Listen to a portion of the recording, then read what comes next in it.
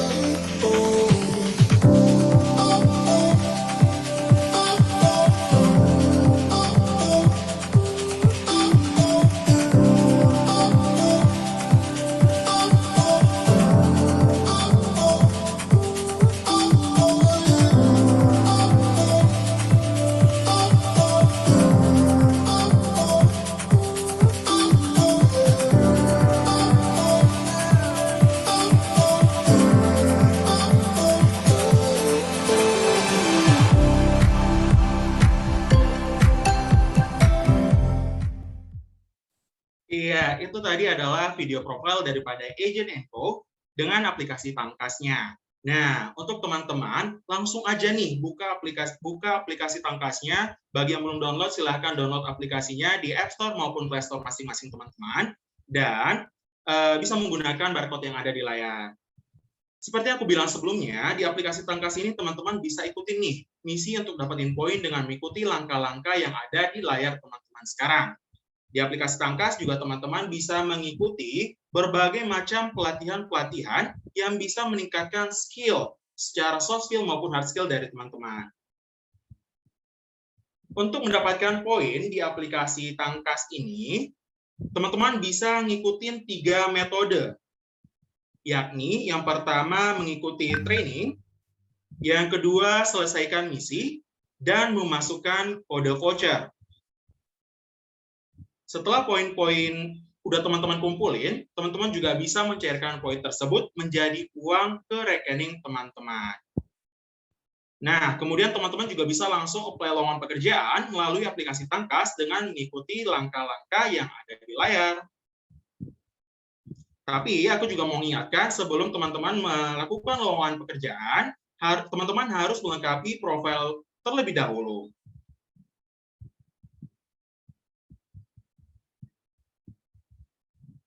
Nah, kebetulan banget karena hari ini adalah hari yang spesial dengan acara webinar Tangkas series kita, aku mau bagi-bagi voucher kepada teman-teman yang berlaku mulai dari tanggal 1 sampai 28 Februari 2023 dengan memasukkan kode voucher FEB1 di aplikasi Tangkas teman-teman akan secara langsung mendapatkan poin senilai 5.000 yang bisa teman-teman cairkan jika telah memenuhi syarat minimum pencairan aplikasi Tangkas.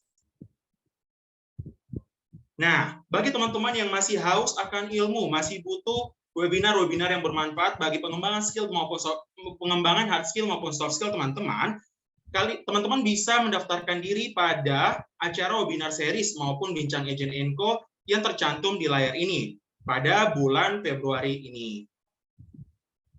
Untuk informasi lainnya, teman-teman bisa masuk ke dalam channel Telegram daripada Agent & Co untuk berbagi informasi seputar aplikasi Tangkas maupun Agent & Co dan melakukan diskusi dengan teman-teman Tangkas lainnya. Itu dia perkenalan Agent & Co maupun aplikasi Tangkas dari aku. Aku kembalikan kepada Kak Putri. Terima kasih.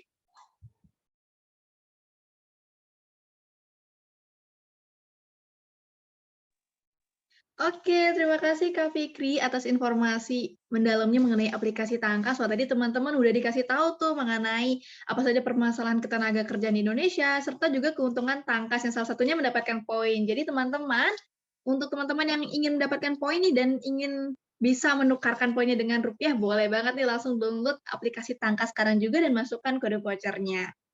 Nah, sepertinya nih teman-teman udah pada nggak sabar nih mau masuk dan mendengarkan materi kita hari ini.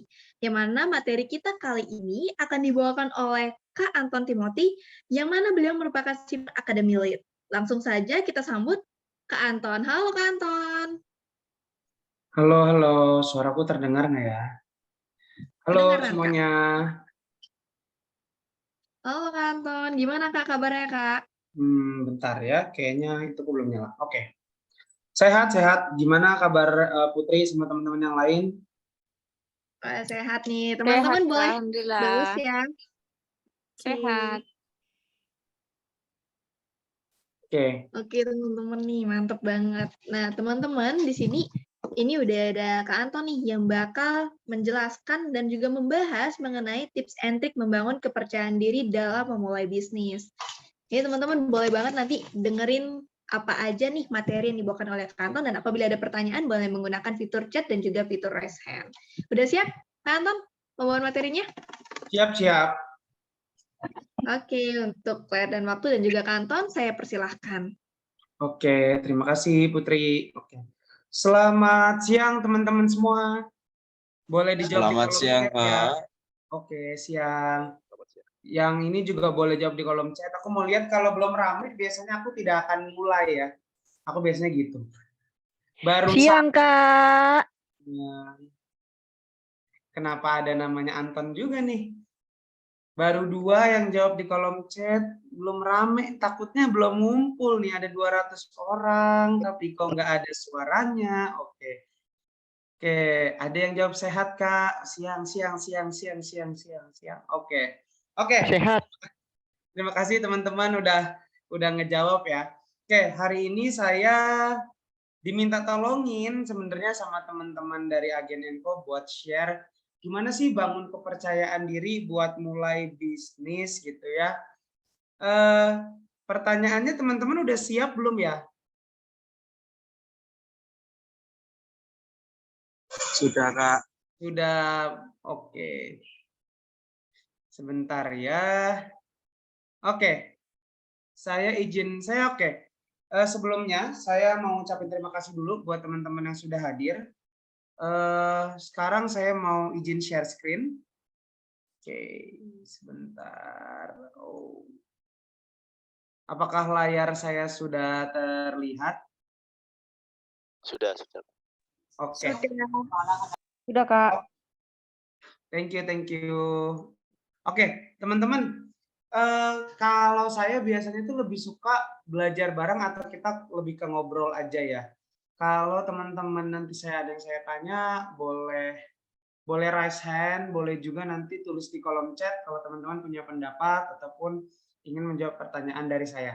So, hari ini sebenarnya saya mau ngajak teman-teman buat bangun kepercayaan diri ketika teman-teman mau punya bisnis. Di sini bukan siapa ya? Ada yang sudah punya bisnis belum ya? Boleh tulis di kolom chat kali ya. Ada yang sudah punya bisnis? Saya, Kak.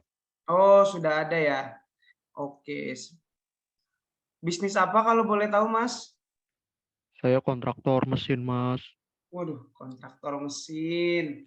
Gokil. Gokil sekali. Fotografer belum, Kak? Oke. Sebentar ya. Layar saya nge-freeze nggak ya, teman-teman ya? Ininya. Oke, kayaknya udah nggak nge-freeze. Oke. Teman-teman kalau ada yang sudah punya bisnis ataupun yang belum punya bisnis, yuk sekarang saya mau ngajak teman-teman buat bangun kepercayaan diri supaya teman-teman punya bisnis. Nah, mungkin tadi kan juga banyak yang nanya ya, siapa sih ini orang gitu ya? Emang dia mau share tentang apa sih gitu ya? Oke, sebelumnya izinkan saya memperkenalkan diri terlebih dahulu. Nama saya Albertus Anton Timothy, teman-teman bisa panggil saya Anton. Sekarang saya menjabat sebagai Shipper Academy Lead di Shipper ID. Teman-teman boleh browsing aja apa itu Shipper ID, and then saya juga sudah tersertifikasi BNSP sebagai trainer. Lalu beberapa training yang saya biasanya bawain buat umum ataupun buat mahasiswa atau buat fresh graduate, jadi teman-teman bisa lihat listnya aja. Kemudian juga mungkin teman-teman bertanya, emang Mas Anton udah berapa tahun kerja, kok nge-training, kok bisa sharing sama teman-teman gitu ya. Oke, itu saya juga udah ada beberapa perusahaan, teman-teman di bagian bawah, saya pernah di Adiwisesa Mandiri, salah satu anak perusahaannya Jarum, kemudian saya pernah di Kumon, sebagai trainer juga. Kemudian juga saya pernah di Area Nobel, kalau teman-teman tahu RH Klinik gitu ya, itu holdingnya RH Klinik. Saya pernah di Diandra Academy atau Diandra Promosindo, itu salah satu anak perusahaannya Kompas. Dan yang terakhir sekarang saya berada di Shipper. Kalau teman-teman mau kenal saya lebih jauh atau ada yang mau ditanya nanti nggak terjawab pada training hari ini ataupun pada diskusi hari ini, teman-teman bisa reach out saya di IG saya ataupun di LinkedIn saya, Anton Timothy, dan di IG-nya Anton_Timothy ya. Oke. Nah, saya mau tanya nih. Bukan nanya ya, belum nanya. Teman-teman pasti sering lihat dong, kok ada ya yang masih muda, sukses, kemudian punya bisnis gitu. Kok bisa ya gitu. Kenapa orang masih muda, mereka bisa sukses? Nah, ini saya coba bedah dari 3 hal ya. 1, bisa jadi memang karena si orangnya sendiri punya privilege. Gitu. Privilege apa sih? Orang tuanya kaya, dapat warisan, nerusin bisnis gitu. Itu privilege. Sesuatu yang tidak perlu diusahakan tapi teman-teman akan terima. Itu di privilege. Gitu ya. Kemudian ada juga orang masih muda bisa punya bisnis karena dia punya pengalaman. Punya pengalaman dalam arti gini, dia sendiri memang belajar untuk bisnis, dia sendiri sejak kecil itu sudah sudah mulai belajar berjualan, sehingga akhirnya pada momen tertentu dia akhirnya buka bisnis sendiri. Kemudian yang ketiga, ada juga pengusaha atau orang muda yang bisa buka bisnis karena kepintarannya. Nanti kita coba lihat siapa-siapa aja sih yang bisa menjadi pembisnis muda ataupun orang muda yang sukses dengan privilege, experience, dan juga intelijensinya mereka atau kepintarannya mereka. Oke, saya mau main tebak-tebakan dulu nih. Sebelah kiri, kita mulai dari sebelah kiri dulu ya. Sebelah kiri ini siapa teman-teman? Ada yang tahu? Anaknya Ritanung. Anak sebelah kiri ya. Kiri saya tuh yang ini nih, yang saya pakai kursor nih. Anaknya anak singkong. Anak singkong. Namanya siapa nih? Oke, boleh ditulis di kolom chat juga ya. Oke, ada yang sudah jawab tadi Putri Tanjung, betul. Ada lagi ini Mbak Alia Putri Tanjung. Oke. Kalau yang sebelah kanan tadi siapa, Mas? Ini Perindo. Haritanu Sudipjo. Oke, Perindo. baik. Kalau Perindo bukan bisnisnya ya, Perindo partainya ya teman-teman ya. Itu agak salah ya. Tapi yang saya tanyakan pertama bukan bisnisnya dulu. Tapi oke, ada yang jawab Haritano. Siapa sebenarnya yang dapat privilege Haritano apa anak-anaknya teman-teman? Anak-anaknya ya. Mereka terlahir menjadi Perindo. miliarder ya teman-teman ya. Apakah salah? Apakah salah? Masih muda punya bisnis karena privilege orang tua? Nah, kita lihat dulu ya. Apakah itu hal yang baik atau hal yang buruk gitu? Oke. Kita lihat dulu ya. Apakah benar tebakan teman-teman? Betul ya. Satu Putri Tanjung, anaknya Chairul Tanjung, tentu dari pemiliknya Trans Group ya, gitu. Nah, sekarang dia udah punya bisnis sendiri di bidang event creator. Teman-teman juga mungkin sering lihat video-video dari brandnya dia di YouTube di situ ya. Dengan itunya adalah CXO Media. Kemudian teman-teman juga tahu keluarga Tano Sudibyo dengan bukan salah satu bisnis utamanya itu ada di MNC ya teman-teman ya, yang megang media, kemudian dia melebarkan sayap kemana-mana, lalu anak-anaknya mendapatkan privilege menjadi pengusaha muda untuk menerusin bisnis dari orang tuanya. Apakah salah kita menjadi pembisnis yang sukses karena privilege? Tentu tidak ya teman-teman ya. Itu privilege itu justru kalau dimanfaatin berarti dia akan jadi pembisnis yang lebih gede gitu ya. Ada orang yang bisa jadi yang entrepreneur atau pembisnis muda karena privilege-nya dan kita harus akuin itu. Oke, yang kedua.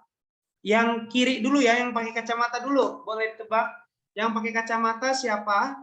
Kalau boleh tulis di kolom chat. Ahmad Zaki, Pak. Ahmad Zaki, apakah benar? Boleh ditulis kolom chat juga yang lain. Kita lihat, kita tunggu yang lain. Apakah yang kiri Ahmad Zaki? Oke, ini belum ada yang nulis di kolom chat saya nih, jadi saya menungguin. Apakah benar Ahmad Zaki? Oke, kalau tadi sudah ada yang nebak kiri, wah udah mulai ada yang ngechat nih. Kenapa jadi Anton Timothy nih? Saya curiga nih kalau yang Anton Timothy. Nggak tahu, oh ada yang nggak tahu tuh. Ada yang jawab sama Ahmad Zaki. Ada lagi yang tahu sebelah kiri siapa? Nggak kenal Bang, baik. Ahmad Zaki, oh langsung dijawab full nih sama Khairil Gifari nih. Ahmad Zaki sama William Tanuwijaya, apakah benar? Oke, kita lihat ya. Nah, betul teman-teman ya. Yang sebelah kiri itu Ahmad Zaki, ex-CEO dan co-founder dari Bukalapak gitu ya. Lalu dia bikin perusahaan baru namanya Init6 gitu ya. Lalu ada lagi yang memang sebelah kanan CEO Tokopedia itu William Tanuwijaya. Nah, mereka dua orang ini gitu ya. Mereka bisa jadi pembisnis yang masih muda, kemudian sukses, kemudian punya bisnis yang besar karena experience-nya gitu ya.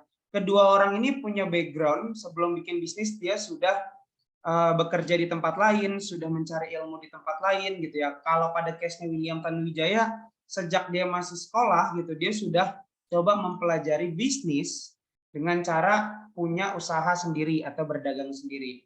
Nah, kumpulan-kumpulan pengetahuan, skill yang dibangun bertahun-tahun membuat mereka bisa jadi yang entrepreneur dengan punya experience yang banyak gitu. Nah, ada juga yang terakhir nih. Ini yang sebelah kiri siapa dan yang sebelah kanan siapa nih? Oh, udah ada namanya nih. Jeremy Pauline. Yang kiri Jeremy Pauline, yang kanan ada yang tahu nggak nih walaupun ada namanya ya? Kelihatan sebelah kanan siapa?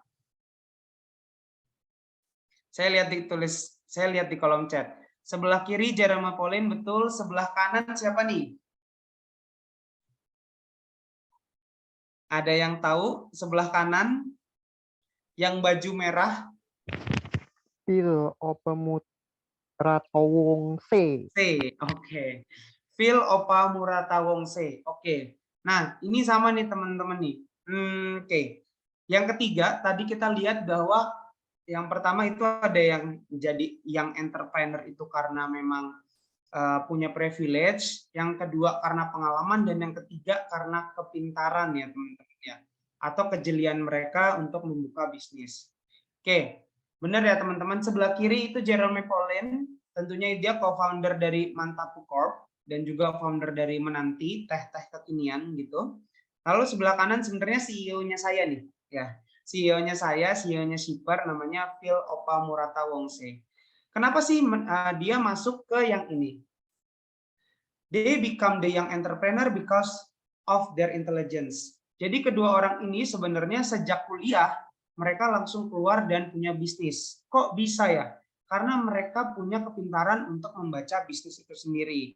Jeremy Pauline, seperti teman-teman tahu, dia berkuliah di Jepang jurusan matematika, habis itu dia balik ke Indonesia. Dia berkolaborasi sama Jeremy Pauline, kakaknya, untuk bikin Mantapu Corp gitu ya. Itu yang pertama.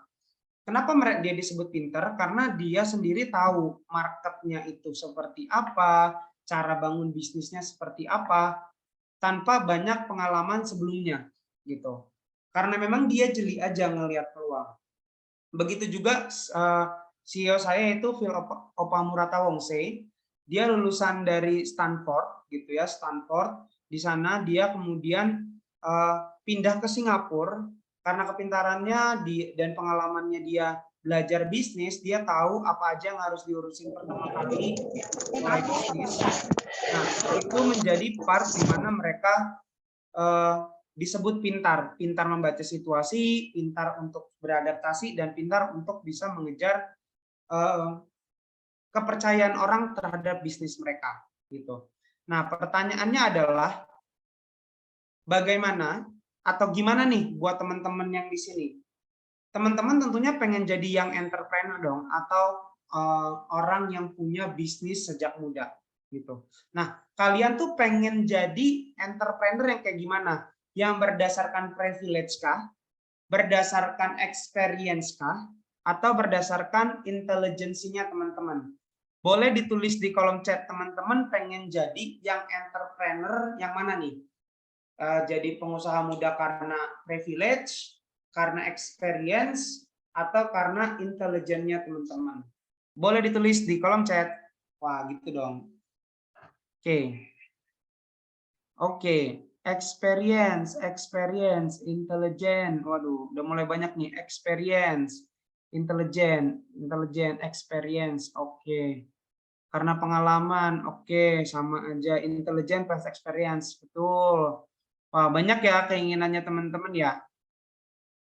Kok ada yang jawab belum, Kak? Gimana nih? Wah, nih Mas Wayan nih. Bener, boleh juga. Kalau pengen jadi pembisnis karena privilege, salah nggak sih? Enggak dong. Tentunya karena teman-teman nantinya akan punya keunggulan di modal gitu ya. Ketika teman-teman punya modal, tentunya self confidence-nya jauh lebih tinggi. Oke, terima kasih buat teman-teman yang udah menjawab pertanyaan saya di kolom chat. Apapun pilihan teman-teman, mau jadi pengusaha muda karena privilege, mau jadi pengusaha muda karena experience atau pengalaman atau karena intelligence atau kepintaran, the problem bukan pada 3 hal itu. The problem adalah gimana teman-teman merealisasikannya. Oke. Nah, ini ada fakta-fakta lagi nih, gitu ya. Apa sih yang menjadi ketakutan atau red thread dari kita mau buka usaha, gitu ya? Apa sih yang kita takutin dari mau buka usaha, gitu? Yang pertama, memang kita sendiri nggak berani untuk mengambil resiko. Ya, bener dong. Siapa sih yang berani ngambil resiko? Itu yang pertama. Yang kedua, ketakutan karena takut gagal. Jadi kalau teman-teman ngerasa takut gagal, itu memang berarti mentality kita sebagai pembisnis masih belum terbentuk ya. Dan kalau ketemu hal itu lebih baik teman-teman perbanyak dulu experience-nya teman-teman gitu. Jadi teman-teman bisa kerja dulu, tahu dulu flow bisnis kayak gimana sebelum akhirnya buka sendiri gitu. Yang ketiga, kita sendiri punya yang namanya bukan self confidence ya, tapi kita tuh sendiri tidak percaya diri sama diri kita untuk buka usaha.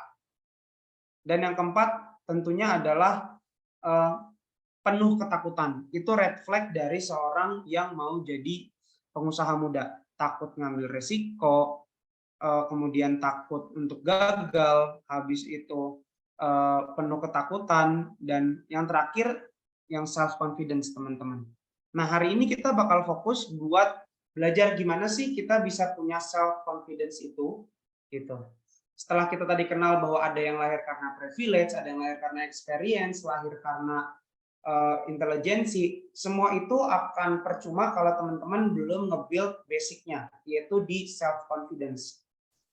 Teman-teman punya duit banyak, tapi teman-teman nggak yakin bahwa teman-teman bisa buka usaha, ya teman-teman nggak akan buka usaha, walaupun teman-teman punya privilege. Oke. Nah, ini pertanyaan yang tadi pertama saya pengen tanya lagi. Boleh tulis di kolom chat, siapa yang sudah punya bisnis sendiri, siapa yang belum punya bisnis sendiri. Buat yang sudah punya bisnis sendiri, boleh tulis di kolom chat juga, bisnisnya bisnis apa sih kalau aku boleh tahu? Boleh tulis di kolom chat ya. Siapa yang sudah punya bisnis dan punya bisnis apa? Aku tungguin.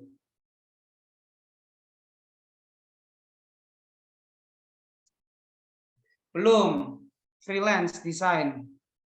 Belum. Oke, ini banyak yang belum nih. Bingung apa yang harus dilakukan pertama kali. Oh, ini ada yang jual bucket, mantap. Belum. Kalau reseller, gimana Bang? Boleh. Reseller apa tuh kalau boleh tahu tuh? Oh, udah ada yang jual telur asin. Oh, ada yang thrifting.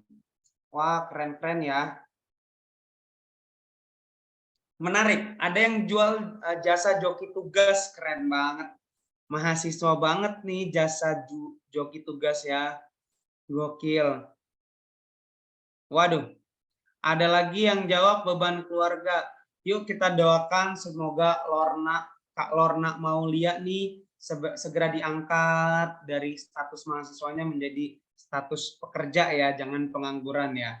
Oke, kita lihat lagi. Bisnis online baju, fotografer dan videografer, bisnis online. Oke, sudah. Jual puding, mantap. Ternyata banyak ya yang udah mulai bisnis, tapi banyak juga yang belum. Ada yang jawab jual pulsa, oke. Terima kasih teman-teman yang udah ngejawab, baik yang belum ataupun yang sudah. Hari ini kita akan ngelihat selain self confidence, nanti kita juga bahas sedikit terkait business tools. Gimana sih caranya saya bisa matchingin apa yang saya jual dengan apa yang dibutuhin sama target pasar saya ataupun sama orang yang saya sasar ngebeli produk saya. Jadi kurang lebih hari ini cukup panjang teman-teman, selama 70 menit ke depan. Oke, thank you buat teman-teman yang udah jawab. Nah, sekarang kita mulai bahas dulu dari self confidence nih.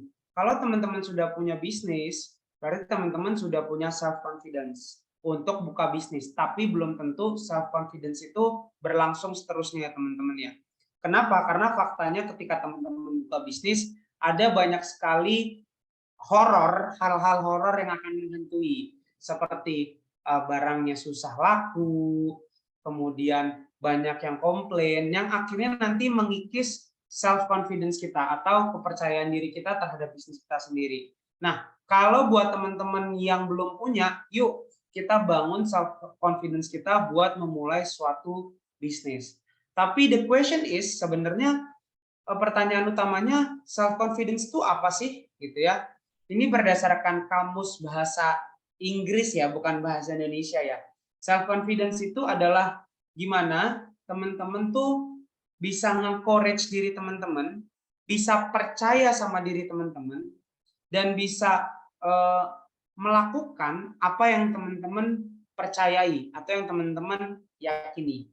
Itu di self confidence. Jadi percaya sama diri sendiri dan melakukan sesuatu yang teman-teman percayai, itu self confidence. Jadi dalam konteks bisnis, yang teman-teman percaya adalah bisnisnya teman-teman gitu.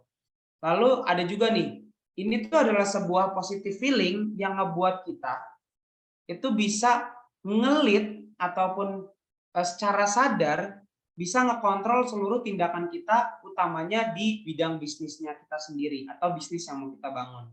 Itu self confidence. Nah, kenapa sih self confidence itu jadi hal yang penting ketika teman-teman ingin membangun bisnis? Nah, ini tuh penting karena ini adalah satu perasaan yang teman-teman harus jaga supaya teman-teman bisa ngejagain terus, yuk, bisa yuk, gue bakal buka bisnis. Kenapa harus ada rasa percaya itu? Karena ketika teman-teman buka bisnis, teman-teman akan tahu dunia yang sebenarnya, bahwa teman-teman akan berhadapan dengan produknya teman-teman nggak dianggap, produknya teman-teman nggak ada yang tahu, produknya teman-teman nggak ada yang beli, gitu. Kalau teman-teman hilang rasa self confidence-nya, secara otomatis akhirnya bisnisnya teman-teman juga nggak akan grow. Tapi dengan teman-teman punya self confidence, teman-teman punya kemauan untuk beradaptasi di kayak yang di bawah. Beradaptasi dengan pasarnya, beradaptasi dengan lingkungannya, beradaptasi dengan perubahan-perubahan teknologinya gitu. Jadi itu penting, confidence itu penting, percaya diri itu penting supaya teman-teman sendiri yakin bahwa kayaknya bisnis gue emang cocok buat dijalanin deh. Atau usaha gue memang cocok untuk dijalanin. Gitu. Oke. Kita masuk ke pertanyaan berikutnya. Boleh tulis di kolom chat. Sebenarnya kalau teman-teman sendiri yang belum ataupun yang sudah, apa sih yang ngebuat teman-teman tuh ragu untuk memulai bisnis? Boleh tulis di kolom chat. Apa ya yang membuat teman-teman ragu untuk memulai sebuah bisnis? Boleh ditulis di kolom chat. Takut, modal, budget, takut nggak ada yang beli produk, modal, tidak banyak peminat, takut kalah saing, oke.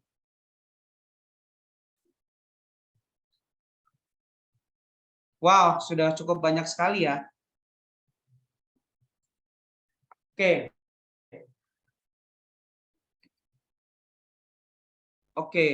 Oke. Secara keseluruhan, jawaban terbanyak karena modal untuk memulai bisnis, itu yang pertama terbanyak. Yang kedua, ketakutan tidak ada yang beli. Hey, come on gitu. Saya udah jualan bubur bayi, kok nggak ada yang beli nih gitu. Nah, itu ketakutan ataupun yang ngebuat kita ragu. Apakah itu hal yang wajar untuk takut tidak laku? Wajar ya teman-teman sebagai pembisnis. Permasalahannya adalah ketika teman-teman ragu, teman-teman tentunya tidak akan belajar sesuatu gitu. Nah, di sini kita coba bangun keberanian kita, kepercayaan diri kita untuk bisa punya sebuah bisnis yang proper. Oke. Saya lanjutin. Oke. Nah, supaya teman-teman bisa punya bisnis, sekarang saya akan mengajak teman-teman buat melihat gimana caranya kita bisa fight untuk bisa ngejar mimpi kita untuk punya bisnis. Kita lihat ya, ada berapa step sih? Oke. Pertama, tahu tentang diri kita. Nah, sebelum kita tanya sebenarnya siapa diri kita, teman-teman harus bisa define dulu nih. teman-teman harus tahu dulu. Teman-teman kategorinya yang kiri atau yang kanan? Yang kiri the risk taker, yang kanan adalah the small step person. Jadi yang satu, oh udah mulai aja dulu. Yang satu nggak percaya sama mulai aja dulu. Dia bikin pelan-pelan, dia belajar pelan-pelan gitu. Kalau teman-teman sendiri, karakternya lebih ke the risk taker atau the small step person. Boleh tulis di kolom chat. Yang kiri atau yang kanan? Kanan, kanan, kanan. Nggak ada yang kiri nih.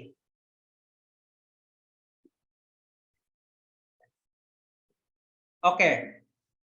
Fleksibel. Fleksibel gimana nih Mas Adit? Boleh dijelasin di kolom chat juga ya. Oke, nih Nuralan Harahap. Dia lebih pilih jadi the risk taker. Ada lagi yang beda? Kebanyakan jawabannya yang kanan. Adakah yang beda? Kiri. Kiri. Oke. Kenapa jadi ada middle nih? Kak Syukur. Luar biasa ya Kak Syukur ini ya. Oke.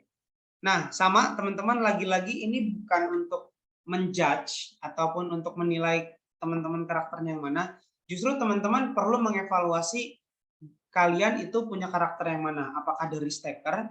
Oh, ada peluang buka bisnis ini nih. Ya udah, langsung plotting aja buat gitu. Atau misalnya tanpa tahu berbagai macam tentang produk, teman-teman nekat jual barang thrifting gitu ya, yang lagi hype banget. Nah, itu dari staker, tanpa berpikir panjang, dia ngambil sebuah kesimpulan, habis itu direct untuk bisa bikin sesuatu gitu. Itu dari staker. Yang kedua adalah the small step person. Ini adalah gimana caranya seseorang bisa ngebangun kepercayaan dirinya dengan punya yang namanya experience dulu. Small step itu artinya nggak ucuk-ucuk dia langsung jadi pembisnis ya. Mungkin dia kerja dulu jadi pramuniaga, mungkin dia kerja dulu di restoran mana, atau mungkin dia pas di kantor dia kerja sebagai officer dulu gitu. Nanti semua step by stepnya walaupun nggak terlalu gede, confidence-nya akan terbangun dan akhirnya nanti punya experience ataupun pengalaman yang oke di dunia kerja. Tuh, yang pertama, tahu dulu teman-teman yang kiri atau yang kanan. Nah, ketika kita ngomongin yang kiri atau yang kanan, sebenarnya yang tidak kalah penting adalah gimana cara teman-teman bisa knowing yourself dengan ngedefine ataupun mencari tahu passion-nya teman-teman apa. Nah, saya meminta tulis di kolom chat nih. Teman-teman punya passion apa sih selama hidup? Passion itu contohnya fotografi atau nonton anime, boleh tulis di kolom chat ya. Teman-teman tuh punya passion apa sih di dalam hidupnya? Bermusik, oke. Ada lagi? Selain bermusik, saya lihat fotografi, menggambar, desain grafik, ilustrasi, menulis, oke. Ada banyak sekali ya. Ternyata passion-passionnya ada yang punya passion menulis, ada yang punya passion apa lagi tuh? Videografi, ada yang punya passion adalah taking video gitu. Nah, itu ada banyak banget. Nah, kenapa sih knowing your passion itu menjadi hal yang penting? Karena dengan knowing your passion, teman-teman bisa mengkerucutkan nih, saya pengen buka bisnis apa ya yang saya nggak harus belajar lagi. Gitu. Itu kenapa teman-teman di langkah pertama, knowing yourself, teman-teman perlu ngelakuin hal itu. Oke, yang kedua, tadi udah banyak banget yang bilang, kendalanya ada di mana Mas? Kendalanya ada di modal. Nah, modal itu kebagi jadi dua. Atau ada yang modal finansial, ada yang modal non-financial. Gitu. Nah, ini maksudnya apa sih, kita bahas satu-satu ya. Oke, menurut teman-teman modal finansial tuh ada apa aja sih? Boleh tulis di kolom chat kali ya. Modal finansial yang dibutuhkan untuk bangun bisnis tuh butuhnya ada apa aja? Saya tungguin di kolom chat. Seperti biasa. Uang. Budget, uang. Apalagi nih? Aset. Oke. Duit. POC. Oke. Ide kreatif. Oke. Oke. Pada case studi pada case modal finansial itu kita bagi jadi 3 gitu ya. Satu, kepemilikan cash atau kepemilikan uang yang bisa digunakan. Yang kedua adalah modal finansial berdasarkan saving. Kira-kira ada nggak ya yang seandainya kalau ini dipakai bisa meningkatkan income kita tanpa harus ngarepin investor. Yang ketiga tentunya adalah dari investor itu sendiri, yaitu berupa hutang. Nah, di sini kita bisa belajar the importance of having income in capital. Maksudnya apa sih ketika teman-teman punya paras yang oke ataupun punya sesuatu yang menjanjikan dari pertumbuhannya teman-teman gitu ya. Nah, ketika teman-teman nggak punya ataupun belum memikirkan terkait hutang, teman-teman akan punya kesulitan untuk bisa manage modal finansial kita di tiap bulan. Oke, itu yang pertama. Kemudian knowing your resource, kita juga lihat di modal finansial lagi, itu ada yang tadi sudah nyebut, ada aset, tanah, rumah, gedung, ataupun banyak hal lain. Bedanya apa sih? Kalau yang finansial ini, modal finansial ini adalah modal finansial yang bisa bergerak, sedangkan yang ini tidak ya teman-temannya. Di mana modal finansial ini mereka punya usaha beberapa, salah satunya adalah usaha tanah ataupun umroh. Nah, kemudian yang kedua ada modal finansial itu berupa gedung ya teman-teman ya. Jadi kalau teman-teman misalnya nih sekarang teman-teman yang udah punya bisnis kayak tadi ada yang bisnisnya sudah gede itu punya konstruksi gitu ya, terus teman-teman nyewa ruko ataupun nyewa gedung gitu ya, itu juga terkategori sebagai modal finansial. Nah, itu juga hal yang penting ketika teman-teman punya bisnis di mana teman-teman harus punya wealth capital yang oke. Jadi kepemilikan benda ataupun kepemilikan alat bantu apapun yang nantinya bisa bantuin bisnisnya teman-teman. Tapi, Mas, saya kan masih kuliah, mana mungkin saya punya modal finansial kayak gitu, kecuali saya dapat warisan. Tenang teman-teman, yang namanya know your resources ataupun apapun yang kamu punyai itu tidak terbatas pada modal finansial aja. Teman-teman juga bisa punya ataupun aware sama modal non financial. Nah, saya mau tanya, kira-kira kalau teman-teman punya bisnis kopi,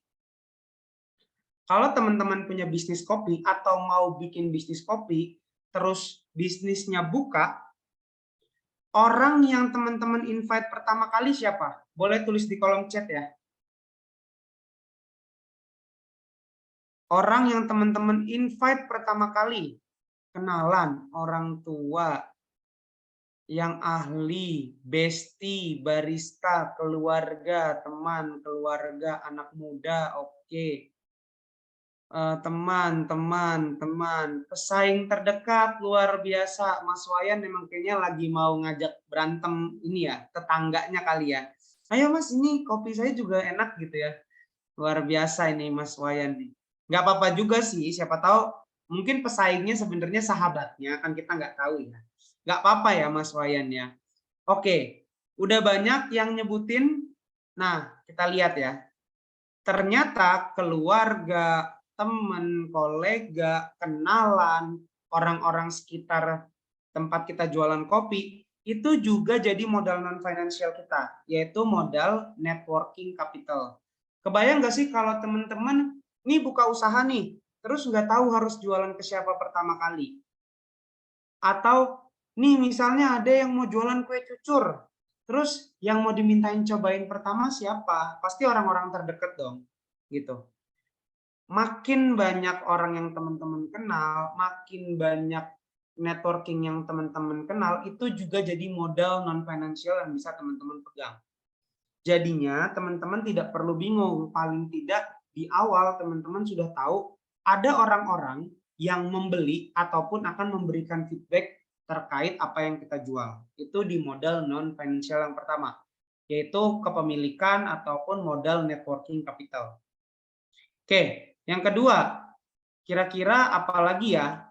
Nah, kalau teman-teman ikut kuliah, baca buku, ikut belajar sama orang-orang ahli atau expertise, atau teman-teman misalnya, saya pengen bikin usaha mie Indomie, usaha Indomie yang enak kayak warkop gitu ya, atau warung kopi. Oh, ternyata kalau warung kopi itu ketika masak mie, ternyata air rebusannya dikasih tepung beras supaya mie-nya tetap kenyal. Nah, itu teman-teman kan googling atau mungkin buka TikTok gitu ya. Nah, ketika teman-teman ngelakuin hal-hal yang bisa nambahin pengetahuannya teman-teman, berarti teman-teman sudah punya yang namanya modal non finansial, yaitu modal pengetahuan atau modal knowledge. Kebayang ya kalau teman-teman ternyata pengen punya usaha kue ataupun cake gitu ya, kayak misalnya dapur coklat, tapi teman-teman nggak tahu gimana ya cara memperlakukan coklat yang benar supaya tidak oversweet, gimana ya cara memperlakukan coklat yang benar supaya rasa coklatnya tetap ada gitu ya.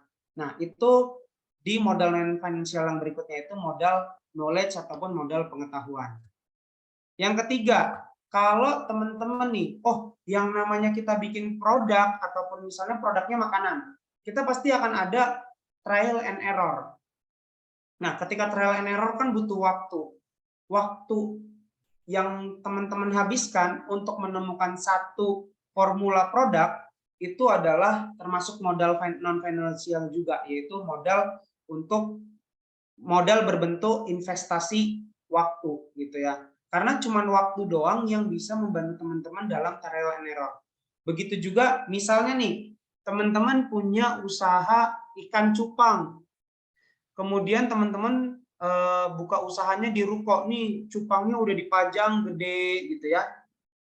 Dipajang gede, kemudian udah banyak tapi kok nggak ada yang beli-beli. Nah, teman-teman kan tuh nunggu tuh di situ, nunggu aja seharian. Kok nggak ada yang datang ke toko saya ya? Kenapa ya gitu ya? Besok mungkin ada yang datang. Nah, fase teman-teman nunggu itu juga investasi waktu teman-teman, ataupun modal waktu yang teman-teman miliki. Yang ketiga adalah modal waktu berupa kesabaran. Kesabaran terhadap penolakan. Kalau teman-teman punya usaha tapi tidak terbiasa ditolak, teman-teman akan rugi. Kok rugi, Mas? Iya, karena bisnis yang sukses semuanya itu dimulai dari penolakan. Percaya nggak percaya? Teman-teman boleh lihat, kita ambil satu contoh. Bisnis apa yang ditolak? Adalah bisnis, ada dua nih saya ambil contoh. Kalau teman-teman tahu Aqua gitu ya, Aqua itu ketika dia bikin produk Aqua botol, orang-orang tuh nanya, siapa sih yang mau beli produk lu, kok air dimasukin ke botol, toh air tinggal minum. Sekarang faktanya semua minum dari galon, semua minum dari Aqua botol gitu. Itu yang pertama. Yang kedua, bisnis yang berhasil karena penolakan dan udah investasi waktu untuk terus memperbaikinya. Teman-teman kalau tahu TikTok, tahu? Teman-teman pada main TikTok nggak? Siapa yang main TikTok di sini? Main. Oke. Teman-teman tahu respon orang Indonesia waktu pertama kali TikTok ada? Dulu siapa? Aku lupa namanya. Alpenlibe gitu, aku lupa. Nah, itu orang Indonesia bilang, norak lu mainnya. Tuh betul. Luar biasa. Ternyata Gen Z, anak muda semua pada tahu bahwa Alpenlibe ya. Alpenlibe. Nah, betul. Oke. Teman-teman tahu ya, orang Indonesia dulu nolak, ya ampun alay bro, main TikTok, joget-joget. Sekarang siapa yang nggak joget, guys? Siapa yang nggak joget? Coba lihat. TikTok dengan sabar nungguin orang Indonesia masuk ke era alay lagi, gitu ya. Itu contoh ya, itu contoh aja. Dimana kita joget-joget lagi, apalagi gitu. Nah, tuh ada yang bilang tuh, Vicky bilang bahwa ya butuh adaptasi. Sama teman-teman. Ketika teman-teman buka bisnis, teman-teman harus siap akan penolakan gitu.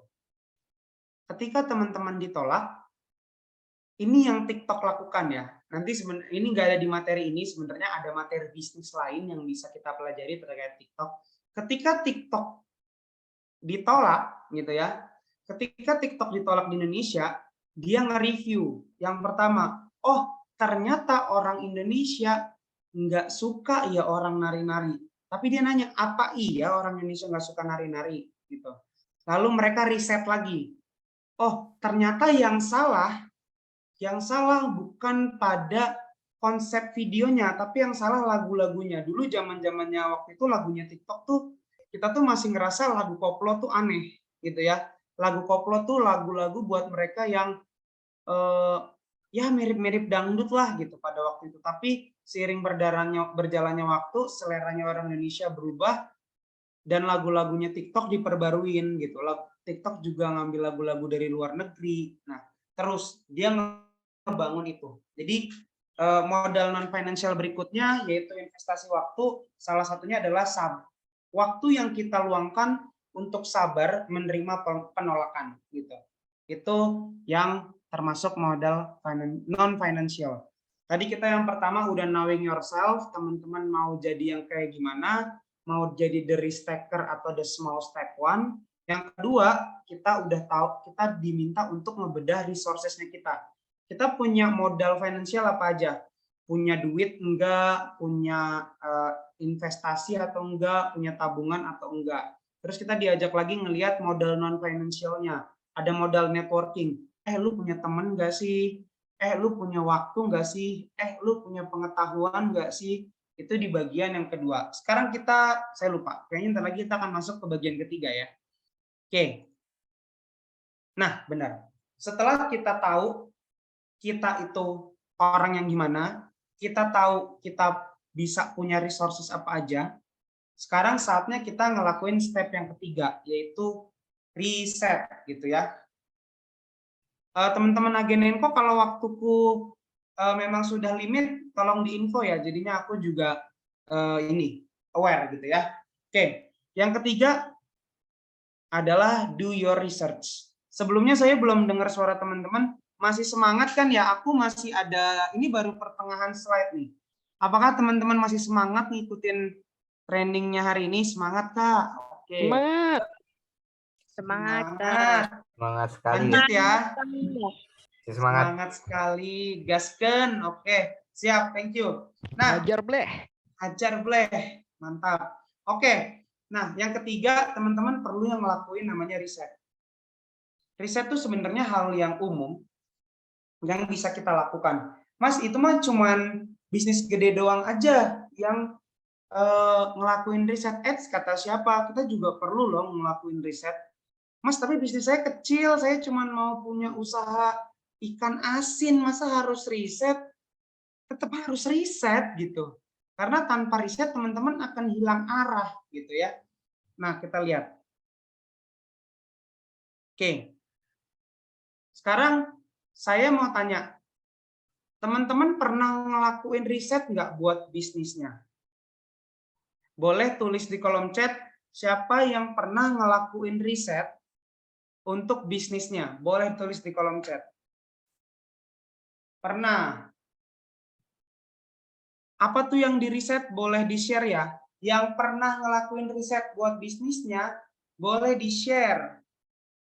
Yang di riset apa? Harganya kek, apanya kah gitu. Boleh tulis di kolom chat.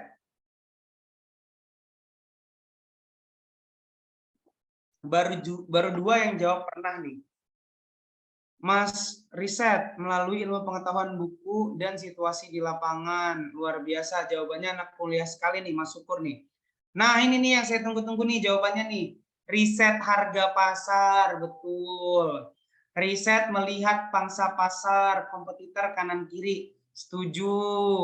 Harga sama kualitas produk, setuju. Nah, teman-teman lihat kan, riset target audience, betul. Cek toko sebelah, betul. Oke. Dulu saya juga, kebetulan saya juga punya bisnis, teman-teman punya usaha kecil-kecilan. Saya pernah ngelakuin juga untuk riset produk saya menjadi cepu ya. Saya menjadi cepu, teman-teman. Cepu tuh dalam arti gini, saya datang ke toko tersebut, saya liatin, oh mereka ada jualan ini aja ya. Oh, mereka harganya segini-gini aja ya gitu. Saya pura-pura nanya, ini ngambil produknya dari mana Mas? Bikin sendiri atau ngambil dari vendor? Oh, ini bikin sendiri. Oh, oke. Dari situ saya jadi tahu. Ternyata ada yang bikin sendiri, ada yang memang ngambil dari vendor gitu. Nah, buat yang pernah, teman-teman bisa lihat ya bahwa riset tuh sangat bermanfaat sekali. Nah, di sini saya akan ngajak teman-teman buat ngelakuin riset dengan metode benchmarking. Ini boleh dicatat, boleh enggak ya, siapa tahu teman-teman ada yang butuh ya. Ini saya lakukan juga kalau saya lagi ngajarin ataupun trainingin di internal saya ataupun di sales saya di perusahaan kalau mereka pengen comparing produknya perusahaan kami dengan produknya orang, gitu ya. Kita minta mereka untuk ngelakuin benchmarking. Siapa yang di benchmarking adalah brand ataupun usaha dengan model bisnis yang sama atau dengan market yang sama. Gitu. Coba saya lihat. Nah, gimana cara memulainya? Yang pertama, teman-teman diminta tahu dulu nih. Sebenarnya yang kita mau benchmark, yang mau kita compare, yang mau kita bandingin tuh apanya? Gitu. Apakah cara marketingnya? Apakah apanya? Atau apanya? Gitu. Nah, ini saya bilang apanya karena nanti kita akan ada contoh di belakang. Nanti saya akan contohin benchmarking sederhana yang saya buat, gitu ya. Yang kedua, identify your competitor. Nah, teman-teman perlu tahu juga, jangan sampai nih teman-teman pengen benchmarking, tapi teman-teman nge-benchmarking sama saya jualannya baju thrifting, tapi saya benchmarkingnya ke usaha frozen food, nggak nyambung dong, nggak peer-to-peer dong. Jadi teman-teman juga harus identifikasi dulu ya. Saya punya baju thrifting, saya compare sama yang jual baju thrifting di Instagram lainnya. Gitu. Yang ketiga, ketika teman-teman mau benchmarking, teman-teman juga ngelihat tren. Tren ini gini, kompetitor mana yang lagi naik daun, gitu. Atau produk seperti apa yang lagi naik daun nih yang saya punya dan partner saya punya, gitu. Kemudian nanti teman-teman bikin outline-nya, hasilnya kayak gimana, nanti bentuknya akan ada di berikutnya, slide berikutnya atau 2 slide berikutnya gitu.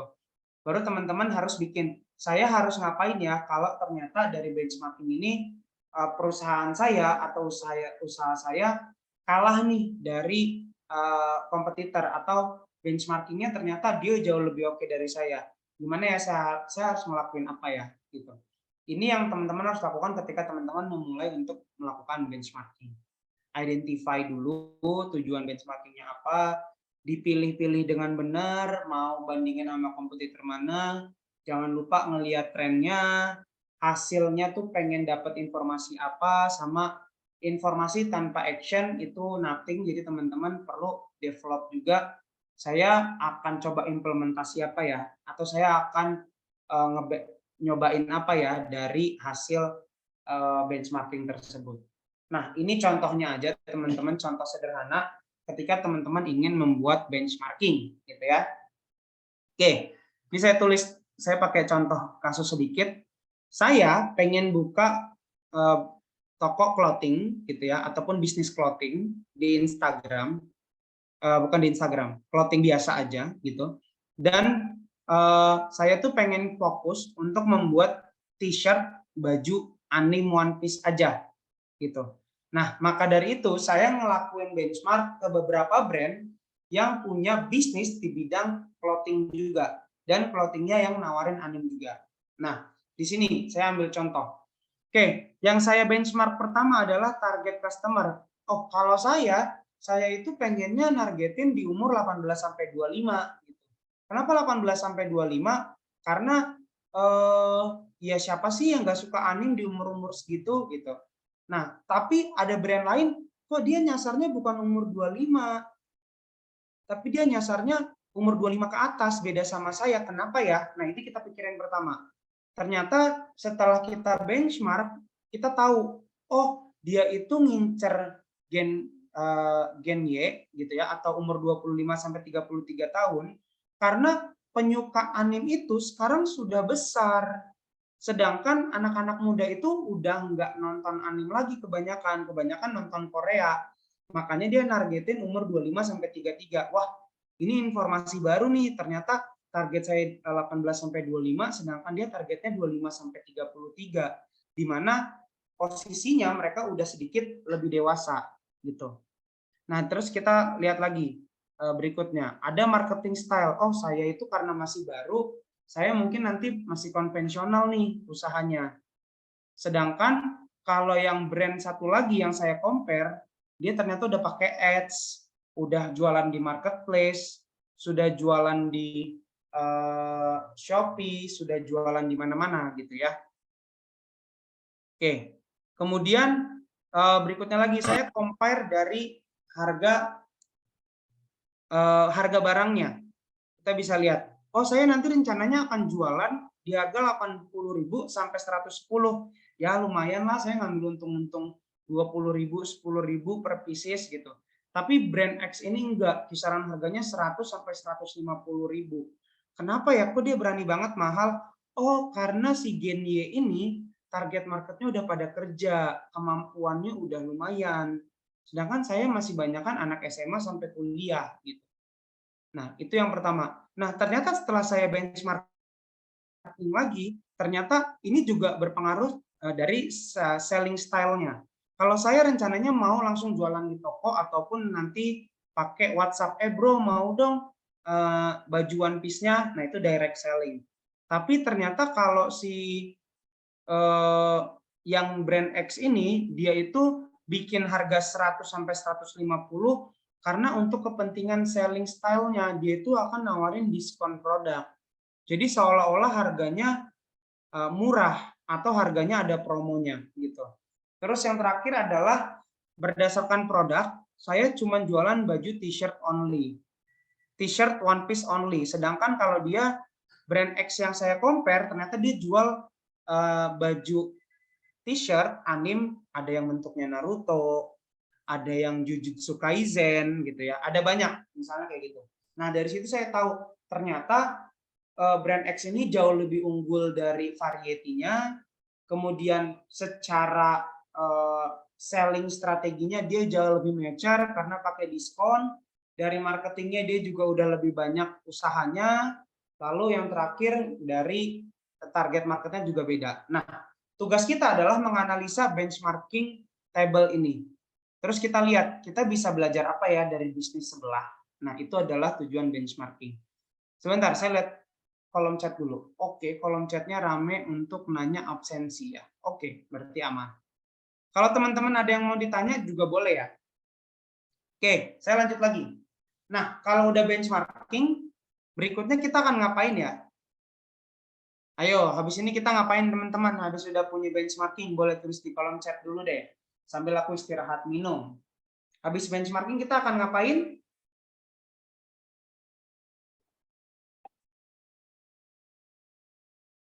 Chat, belum ada yang jawab nih. Pemasaran. Apalagi eksekusi, prediksi, mulai. Prediksi jaya-jaya dong nih Noval. Mulai, fundraising. Apa iya fundraising dulu nih, sesi tanya jawab penerapan. Kok udah ada sesi tanya jawab? Belum dong. Oke, sebelum kita masuk ke promosi marketing dan segala macam, teman-teman yang mau punya bisnis, pastikan bahwa teman-teman sudah punya product fit. Ya. Oke, berikutnya kita akan bahas karena waktunya terbatas, teman-teman. Saya langsung aja ke sini. Oke. Sekarang kita akan ngomongin terkait product fit. Ada yang pernah dengar value proposition canvas? Boleh tulis di kolom chat. Ada yang pernah dengar value proposition canvas? Siapa yang sudah tahu? Sudah, waduh sudah pada tahu nih.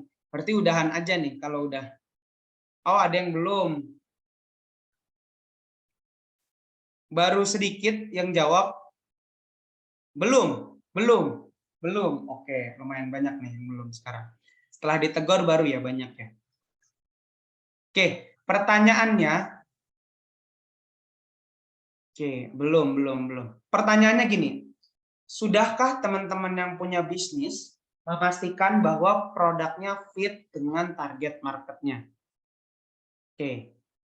Nah, value proposition ini adalah satu tools yang biasanya digunakan di bisnis untuk kita mendefine apakah produk kita itu fit atau enggak. Atau kita tuh menyelesaikan masalahnya customer atau enggak. Teman-teman bisa lihat di dalam layar itu ada 6 kotak. Paling kanan itu ada customer job, lalu ada gain, ada pain, ada gain creator, ada pain reliever, dan juga ada product and services. Itu maksudnya apa sih Mas Anton? Oke, customer job adalah proses yang harus dilakukan oleh customer kita ketika ingin mendapatkan produk kita. Saya ulangin sekali lagi ya, customer job adalah urutan to-do list atau urutan aktivitas yang harus dilakukan oleh customer sebelum mendapatkan atau membeli produk kita, sampai membeli produk kita. Lalu yang gain dan pain, kita mulai dari yang gain dulu, yang bagian atas. Teman-teman boleh lihat kursor saya. Gain adalah apa yang diekspektasikan oleh customer terkait produk-produknya kita. Atau apa yang diekspektasikan oleh customer terkait hal-hal apa yang mereka lakukan supaya dapat produk kita. Ini didengerin dulu aja, nanti saya kasih contoh, karena emang bahasa aslinya sedikit rumit ya. Yang ketiga, ada yang pain. Pain adalah masalah-masalah apa saja yang customer temui saat ingin mendapatkan produk tersebut. Nah, yang sebelah kiri, kita mulai dari gain creator. Gain creator adalah apa yang kita berikan sebagai yang punya bisnis untuk bisa merealisasikan ekspektasinya mereka. Sedangkan pain reliever adalah apa yang kita berikan untuk customer supaya kita bisa menjawab permasalahannya mereka di pain. Baru nanti kita define produk kita itu apa sebenarnya. Gitu. Susah nggak teman-teman memahaminya? Boleh tulis di kolom chat apakah susah?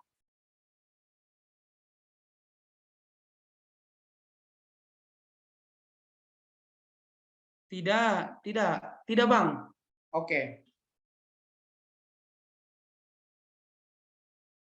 Coba kita lihat, cuman 2 yang jawab, berarti yang lain mungkin sama ya, tidak juga ya. Oke.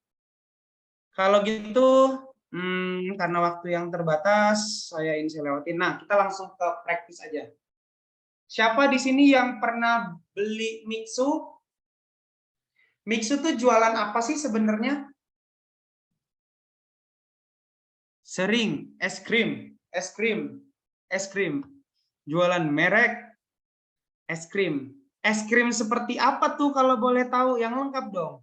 Es krim seperti apa? Es krim yang enak kah? Es krim apakah? Es krim sehat kah? Ya, minuman juga ada, Mas Yuki. Betul. Sundae, oke. Es krim seperti apa sih yang dimiliki oleh Mixu? Bing Chili, apa tuh Bing Chili?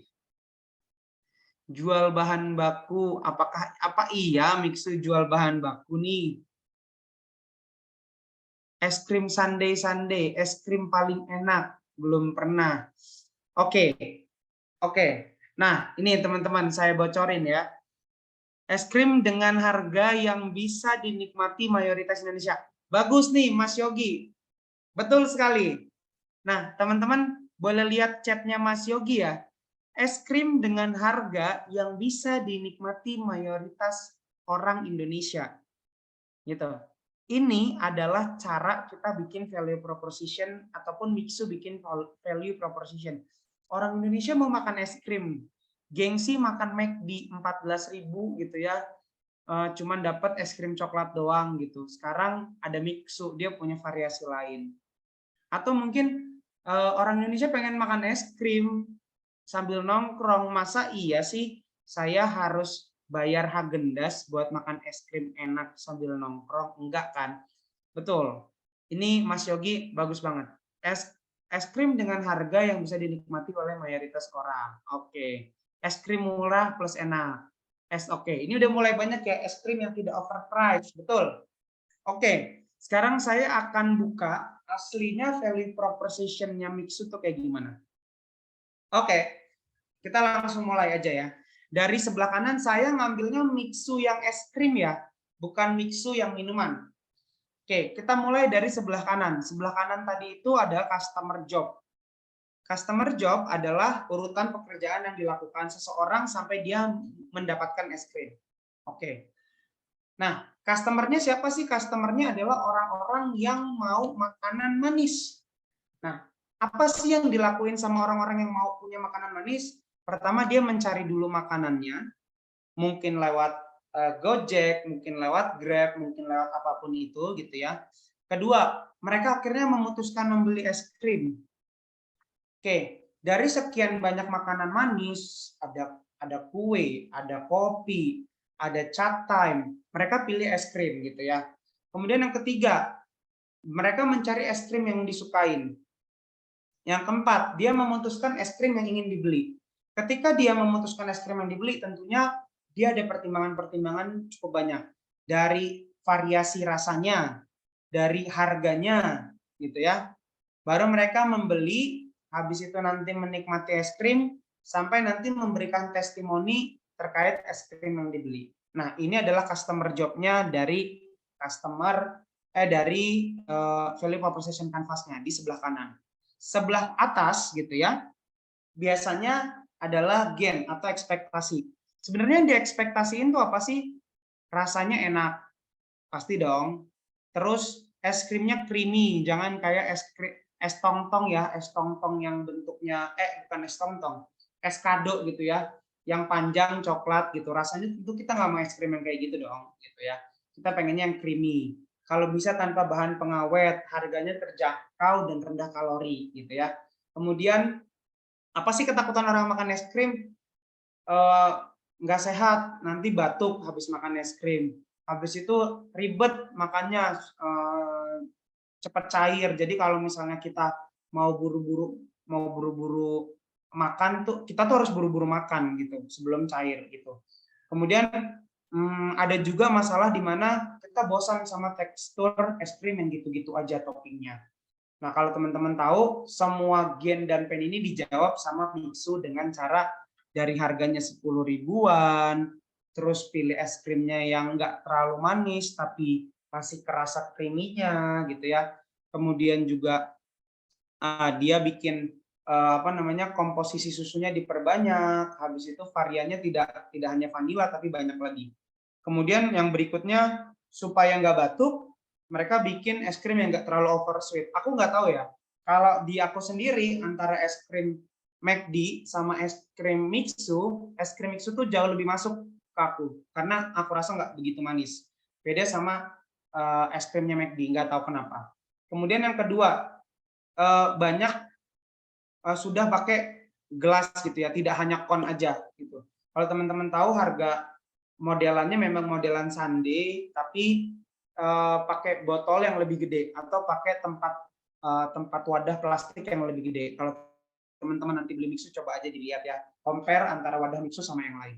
Kemudian ada variasi boba, jadi ada es krim boba dan segala macamnya.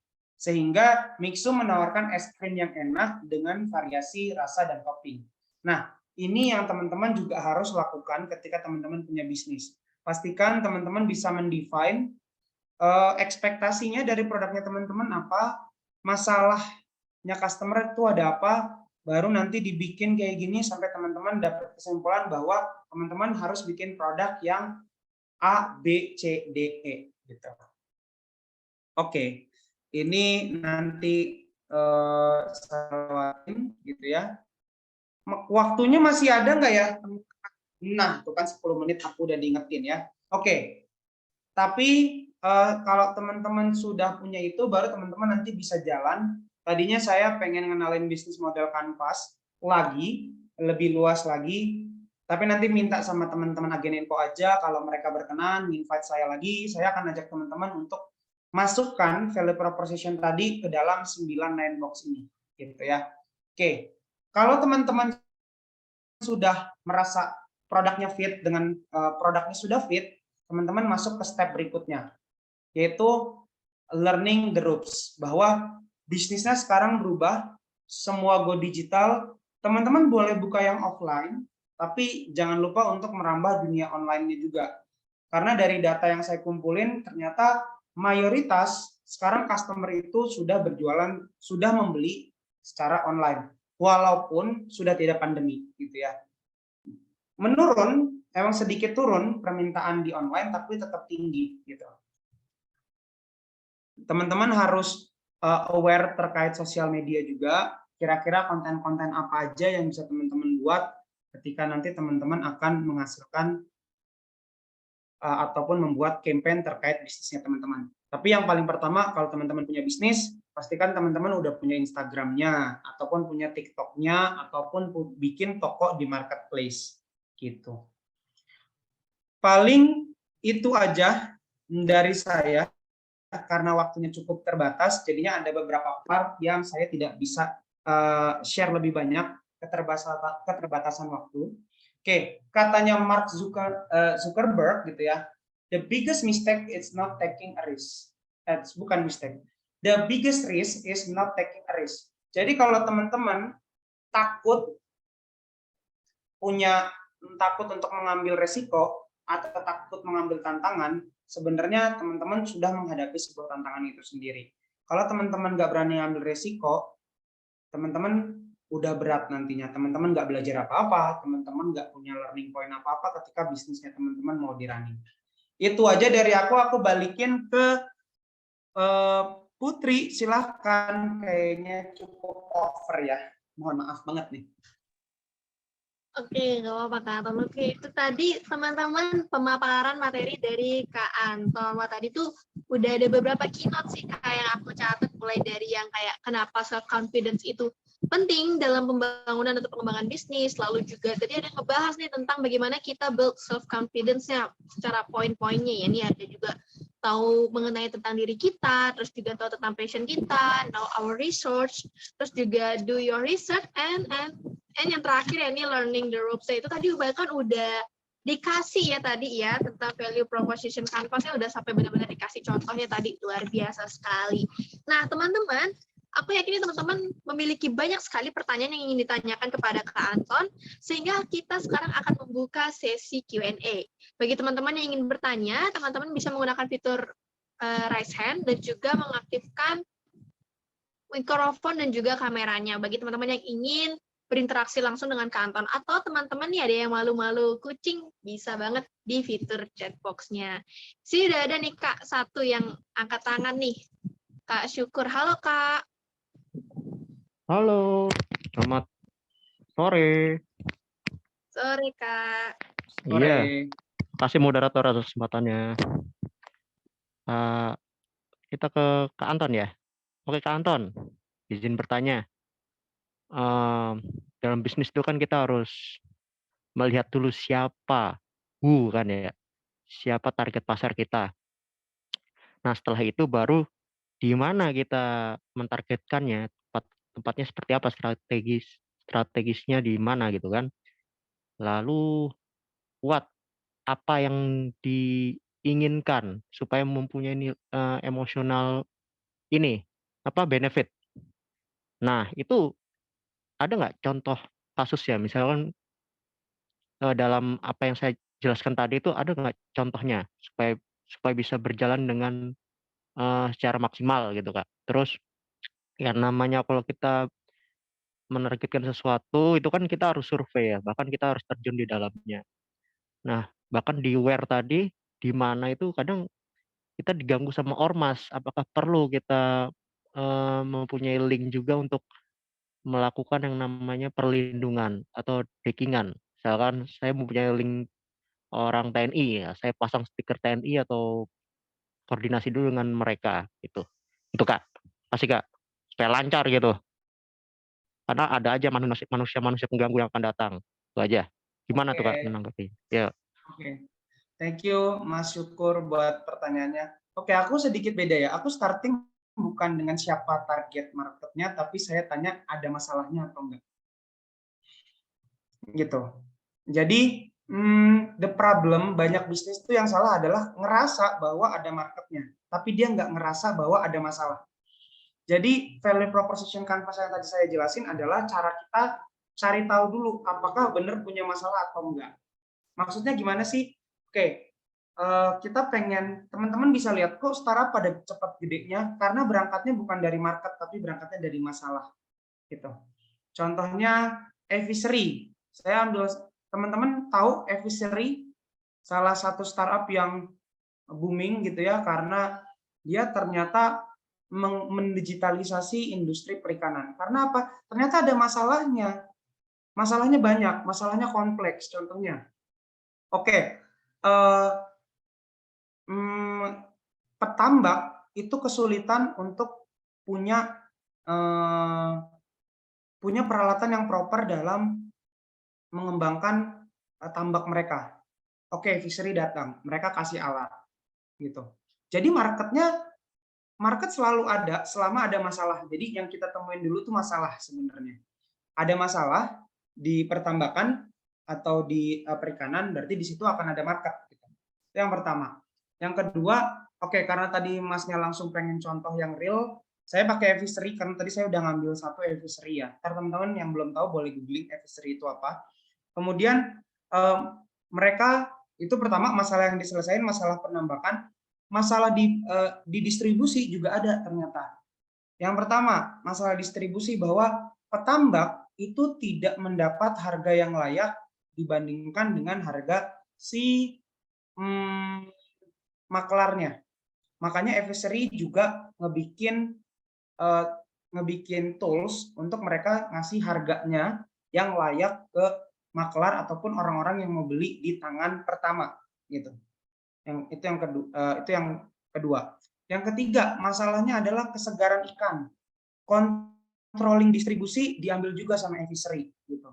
Nah, itu bisnis prosesnya jadinya lengkap. Nah, itu contoh real. Itu udah menjawab target pertama, what is the problem? Kenapa bisnis itu ada? Karena ada masalah di distribusi ikan dan juga penambakan. Target marketnya nggak one way itu Pak Syukur. Target marketnya udah variabelnya udah banyak. Penambak, pembeli tangan pertama diselesaikan juga, customer juga diselesaikan juga. Karena customer dapat produk yang layak gitu.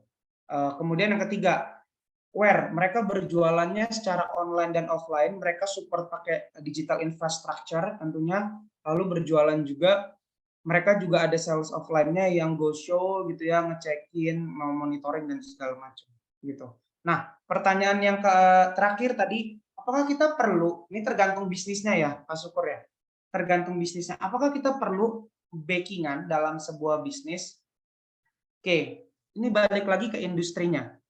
Ada industri yang memang dimangsa Pak, gitu. Oke. Ya dong, sebagai konsekuensi gitu ya. Contoh, kalau kita mau jualan baju di pasar malam, tentu ada premannya dong, gitu. Nah itu ya. Dan kita udah riset itu dari awal. Kalau emang nggak mau pakai preman, ya berarti jangan berjualannya di pasar, gitu. Karena where-nya itu kita udah harusnya dari riset dulu. Oh, kalau saya jualan di pasar, oke, keuntungannya marketnya banyak, orang lalu lalang. Tapi ya memang punglinya tuh gede gitu. Itu pembisnis umum tahu gitu. Sejak awal bahkan kita udah budgeting. Ini cash real ya, karena Pak Syukur nanyain cash real gitu. Mas Syukur nanya cash real. Oh, kalau idealnya ya kita nggak usah kasih gitu. Enggak, saya sih tidak akan kayak gitu karena saya sendiri punya bisnis dan saya lebih memilih untuk memberikan itu supaya saya bisa berjualan. Berarti saya tinggal manage cost saya aja. Saya mau berjualan dengan tenang gitu. Itu yang saya lakukan ya. Ini yang saya lakukan gitu. Kalau saya bilang, oh nggak usah dikasih, cari tempat lain, itu juga bukan solusi karena ternyata mencari tempat lain yang marketnya lebih banyak itu sulit. Yang kita perlu lakukan adalah solusinya adalah lakuin lobby-lobby politik. Kalau ternyata ternyata premanisme di dalam bisnisnya Bapak itu cukup kompleks. Lobby-lobby ini baru bisa dibantu. Kalau misalnya, oh saya dekingannya si ini, itu cuman mengganti premannya aja Pak, percaya sama saya. Cuman ganti premannya aja. Misalnya, oh saya punya dekingan si ini, nanti dia bilang, saya nggak usah naming ya, tentunya ada beberapa ormas ataupun organisasi masyarakat yang memang mereka bertugas membantu menjaga keamanan versinya gitu ya. Lalu mereka punya bisnis, bukan punya bisnis, ada yang punya bisnis, mereka lindungi tapi juga minta. Terus Bapak bilang, oh saya punya backingan TNI gitu, atau saya punya backingan Ormas X, saya udah kasih ke dia. Percaya sama saya, besoknya Ormas X yang minta ke Bapak, cuma beda ganti doang gitu sebenarnya. Itu udah dinamika bisnis yang nggak bisa dihindarin di Indonesia ya Pak ya. Kecuali Bapak mau masuk ke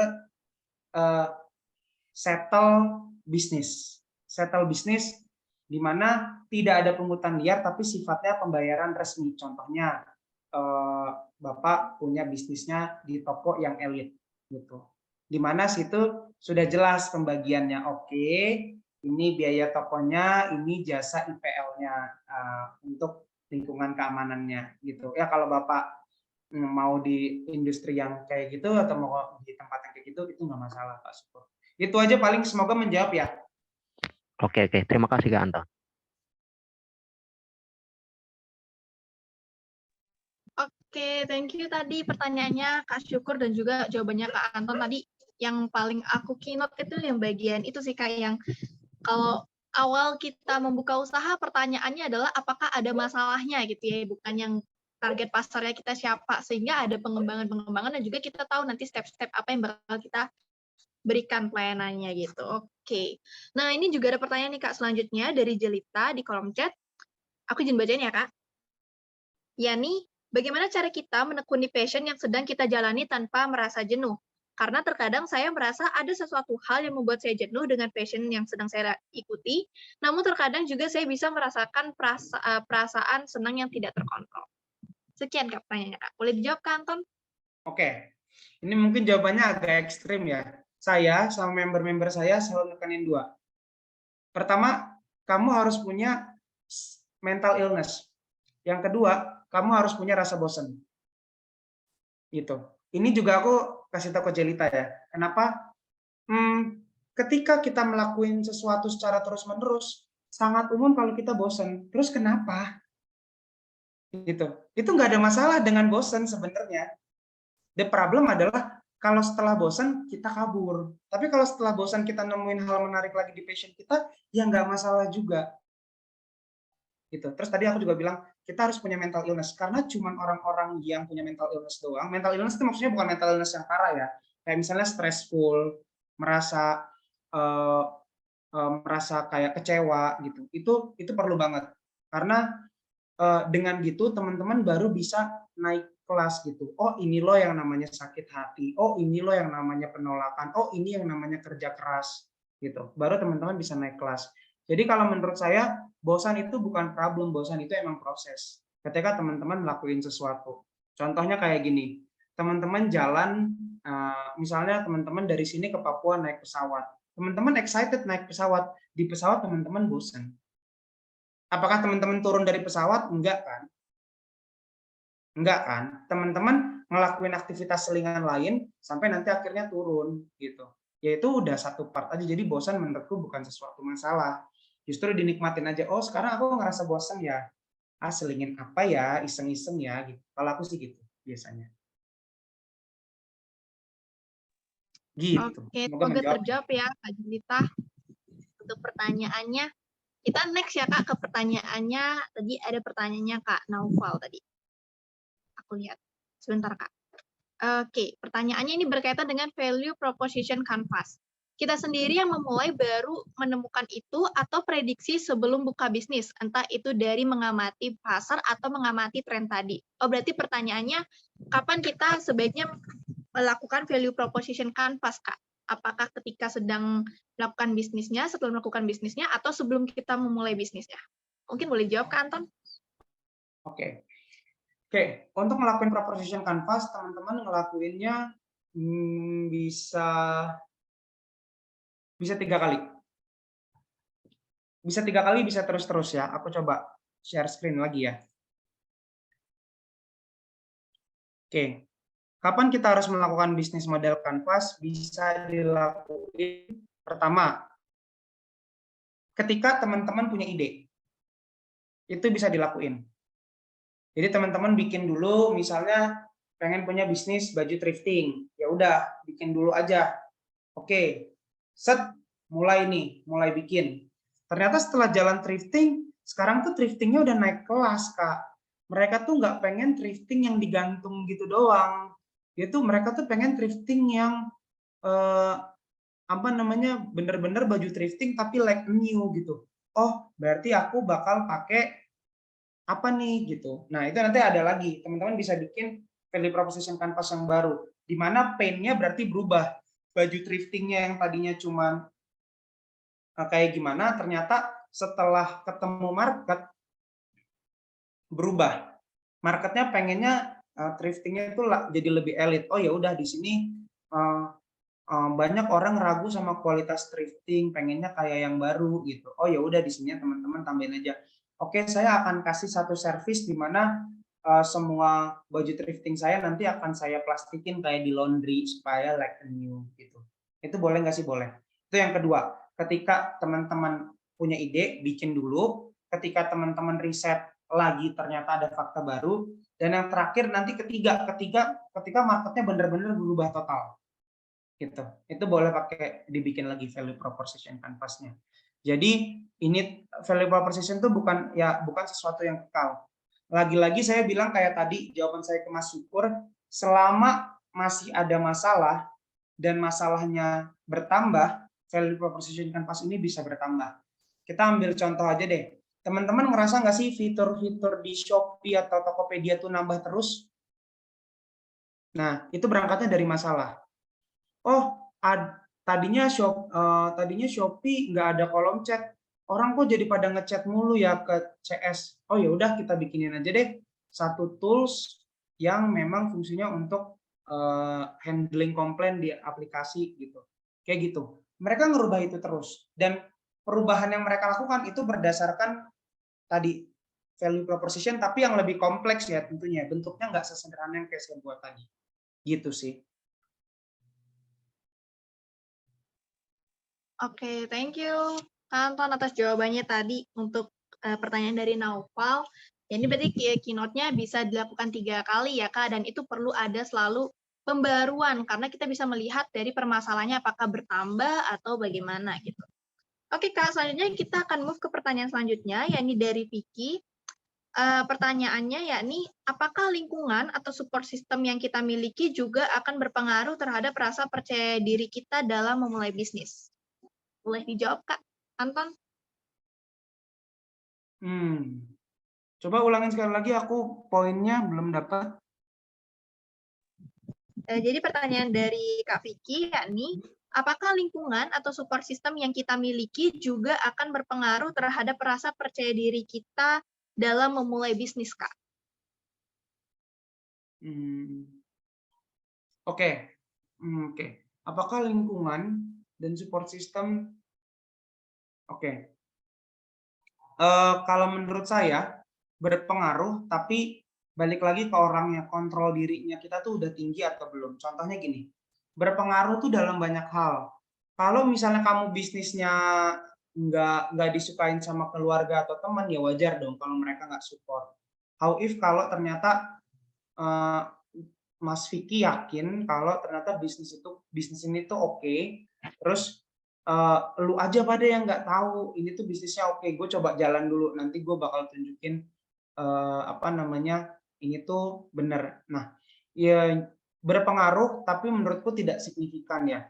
Tapi ini akan berpengaruh kalau ternyata memang membatasi teman-teman. Maksudnya membatasi teman-teman gini, ada banyak loh orang tua yang pengennya anaknya nggak jadi pengusaha, jadi PNS aja, atau jadi PNS dulu deh baru nanti punya usaha. Nah, tentu itu jadi beda cerita ya. kalau emang kita terjebak pada yang kayak gitu, itu sangat berpengaruh terhadap kepercayaan diri kita memulai sesuatu. Apalagi ketika teman-teman mulai bisnis, kegagalan adalah hal terdekat yang teman-teman temui. Gitu, kegagalan, keterpurukan, penolakan, itu hal yang pertama teman-teman akan temui ketika punya bisnis. Kalau support sistemnya kayak tadi, ya udahlah daripada usaha jualan kayak gitu, mendingan lamar PNS aja lu gitu. Ya jelas ya, itu akan mempengaruhi kepercayaan diri kita karena nggak ada orang yang bantuin kita tuh ngasih feedback terkait bisnis kita, tapi yang mereka komentarin adalah hasil negatifnya kita. Beda kalau seandainya support sistemnya bilang, iya sih mama pikir atau saya pikir, misalnya pacarnya gitu, aku pikir kamu tuh bisnisnya menarik, cuman kurang promosi aja sih. Nah kalau kayak gitu, tentunya percaya diri kita nambah. Oh ternyata the problem is di promosi gitu. Tapi kalau misalnya langsung di-judging kayak, udah kan tuh usaha lu gagal kan, mendingan lamar PNS aja deh gitu. Yang pasti-pasti aja lah. Nah itu jadi mempengaruhi. Jadi tergantung situasi dan kondisinya juga nih Mas Vicky. Itu aja dari saya. Oke, thank you Kak Anton. Semoga tadi jawabannya dari Kak Vicky itu, pertanyaan dari Kak Vicky tadi terjawab ya Kak oleh tadi jawabannya Kak Anton. Nah, next Kak, ini ada pertanyaan dari Kak Fajar. Yakni, sesuai dengan materi Kakak hari ini mengenai tips and trick membangun kepercayaan diri dalam memulai bisnis. Dalam berbisnis, kita harus mampu menarik konsumen dengan berbagai cara, salah satunya antusias dalam berkomunikasi. Bagaimana membangun percaya diri dalam public speaking sehingga mampu membangun bisnis kita yang supaya agar berjalan dengan lebih baik. Boleh dikasih Kak tips and trick-nya nih, gimana caranya kita public speaking untuk bisa menarik konsumen. Silakan Kak Anton. Oke. Public speaking di bisnis itu tujuannya udah jelas sih, buat jualan ya. Ya, jadi kalau ditanya itunya apa, tipsnya, yang pertama, kalau menurut saya sendiri, teman-teman harus tahu dulu. Teman-teman tuh public speaking untuk apa dan kepada siapa. Gitu. Kalau pada konteksnya adalah berjualan untuk mendapatkan customer, berarti teman-teman akan pakai pendekatan public speaking atau komunikasinya seorang sales. Gitu. Contohnya, Pak ada kebutuhan kartu kredit enggak? Boleh dibantu enggak? Gitu-gitu. Nah, kalau case-nya public speaking yang ini, teman-teman terbiasa untuk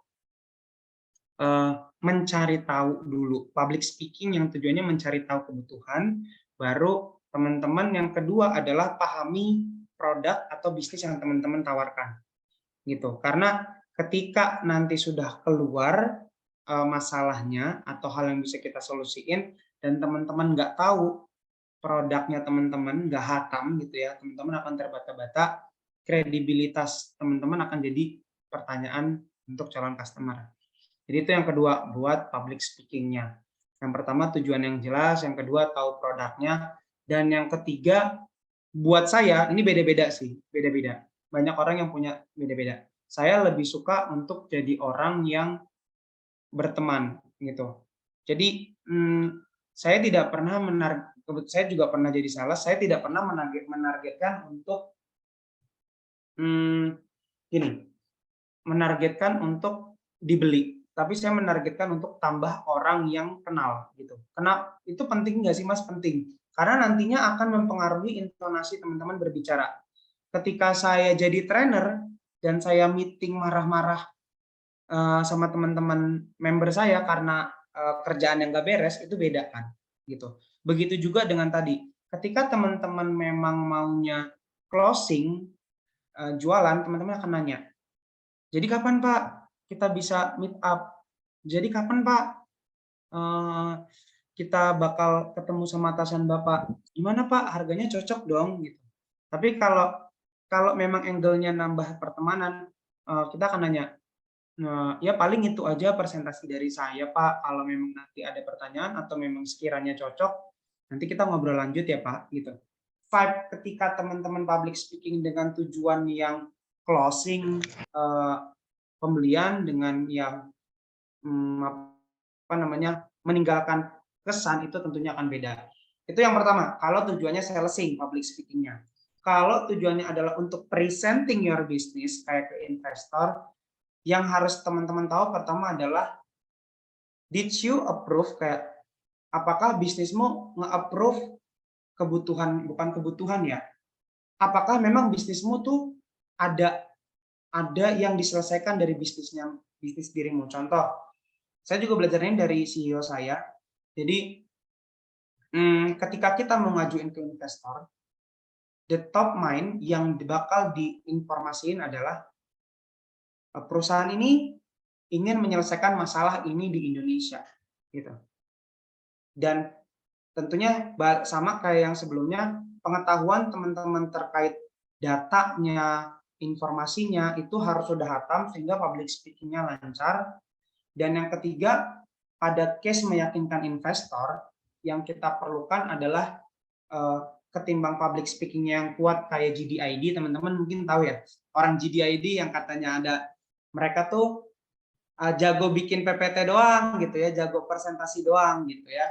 Nah, public speaking it's just like adjust gitu loh, memperkuat informasi yang teman-teman berikan. Jadi public speaking yang dibutuhkan adalah public speaking yang berdasarkan data ketika tujuannya ke investor gitu. Paling itu aja sih tambah tips dari aku, Tri. Satu pertanyaan terakhir boleh nggak? Boleh Kak, ini ada juga nih pertanyaan yang terakhir nih Ya, Kak. ini terakhir ya. Oke Kak, oke ini pertanyaan dari Ahmad Syafla, yakni kalau sekarang kita melihat kebanyakan seller itu yang menjual di live TikTok dengan harga murah ketimbang di marketplace, padahal dengan kualitas yang sama. Nah, menurut Kakak, apakah strategi marketing seperti itu cocok untuk pemula dan bertahan lama atau tidak? Karena saya lihat kebanyakan di era 4.0 ini rata-rata menggunakan sosial media dalam marketingnya. Silakan Kak Anton. Oke. Apakah cocok untuk pemula? Cocok. Cocok karena it will be common gitu. Itu hal yang common untuk teman-teman pakai sosial media yang gratis gitu ya. Kalau yang pakai ads baru nggak common buat teman-teman yang pemula. Kecuali sebenarnya konteks pemula tuh banyak ya, Putri ya, ataupun yang nanya. Konteks pemula tuh banyak. Pemula tanpa modal dan pemula dengan modal jelas beda. Gitu ya. Pemula tanpa modal dan pemula dengan modal itu jelas beda. Kalau memang pemula tanpa modal, apakah cocok pakai TikTok dan segala macam? Cocok. Tapi ya teman-teman harus tahu bahwa itu nggak mungkin langsung berimpact gitu. Karena ya yang datang live-nya mungkin sedikit. Yang tahu produknya kita masih sedikit karena followersnya sedikit. Tapi kalau teman-teman memang punya modal, ya teman-teman bisa masuk ke IG ads ataupun di TikTok ads. Tapi tujuannya juga sama, bukan langsung jadi punya pembeli, tapi punya calon pembeli. Kalau teman-teman nggak ngelakuin itu, calon pembeli pun lama tumbuhnya. Tapi ketika teman-teman pakai ads, calon pembelinya nambahnya cepat. Tapi mereka nggak langsung beli, belum sampai ke convert ya, gitu sih. Cocok, balik lagi ke teman-teman punya modal atau enggak, gitu. Kemudian, apakah ini berlangsung lama atau enggak? Sebenarnya bukan itu yang dipermasalahin, bukan lama atau enggak. Karena kita di dunia VUCA gitu. Semuanya serba nggak pasti. Yang paling penting adalah kalau trennya berubah, ya kamu ikut berubah gitu. Kalau teman-teman bisa lihat, yang dari Shopee, yang tadinya gede di Shopee, terus pas Shopee-nya kok orang pada mulai masuk ke TikTok, yang mereka juga bikin yang di TikTok gitu. Bukan lama-lamaan, tapi adaptasi sama kondisi bisnis yang baru is a key-nya gitu. Itu adalah kuncinya sih sebenarnya, Putri. Itu aja dari aku.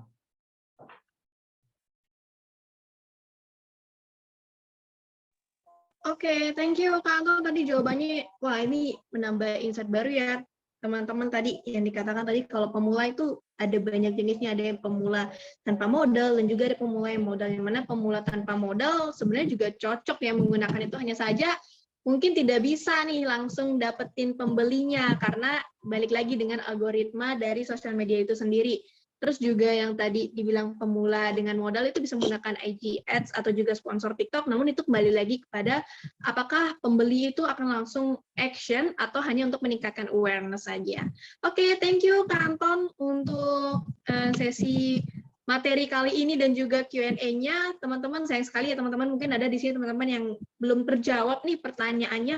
Boleh banget nanti nge-reach out ke Antonnya yang tadi udah dikasih tahu sosial medianya Kak Anton. Nah, sebelum kita tutup nih Kak Anton, aku mau minta closing statement dulu dari Kak Anton. Silahkan Kak Anton.